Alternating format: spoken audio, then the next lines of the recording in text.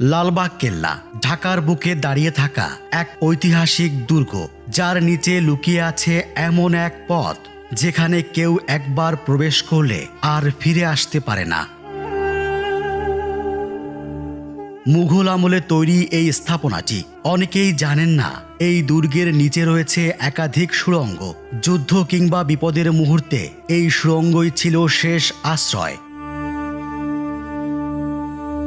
সুড়ঙ্গটি অনেক বছর ধরে লোহার গেট দিয়ে বন্ধ, যেন কেউ কৌতূহলবশত ঢুকতে না পারেন। কথিত আছে, একদল বিদেশি গবেষক এই রহস্যের সমাধান করতে চেয়েছিলেন। তারা ভেতরে দুটি কুকুর পাঠান, কিন্তু কুকুর দুটি আর ফিরে আসেনি। পরবর্তীতে শিকলে বেঁধে আবারও দুটি কুকুর পাঠানো হয়। শিকল ফিরে এলো, কিন্তু কুকুরগুলো নয়।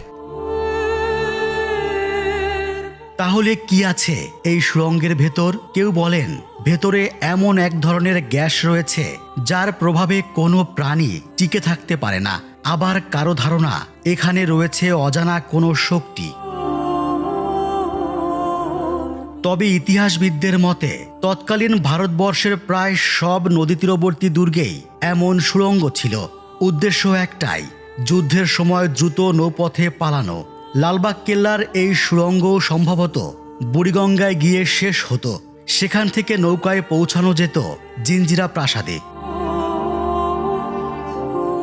কিন্তু প্রশ্ন থেকেই যায়, যদি সবই কল্পকাহিনী হয় তাহলে কেন আজও এই সুড়ঙ্গ বন্ধ?